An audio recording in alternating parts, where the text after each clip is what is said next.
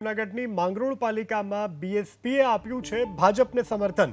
માંગરોળ તાલુકાના ward number 1માં બીએસપીએ આપ્યું છે પેનલની જીત થઈ હતી અને હવે તે સમર્થન જાહેર કર્યું છે।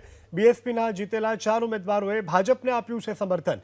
માંગરોળ પાલિકાની 36 બેઠક પૈકી ભાજપની પાસે 15 બેઠક, કોંગ્રેસ પાસે પણ 15 બેઠક છે। અન્યને મળી છે 2 બેઠક। 25 વર્ષ બાદ માંગરોળ પાલિકામાં ભાજપના પ્રમુખ આખરે કમાન સંભાળવા જઈ રહ્યા છે। તો માંગરોળ પાલિકાની 36 બેઠક પૈકી ભાજપની પાસે 15 બેઠક છે, કોંગ્રેસની પાસે 15 બેઠક અને અન્યને ખાતે 2 બેઠકો આવી છે।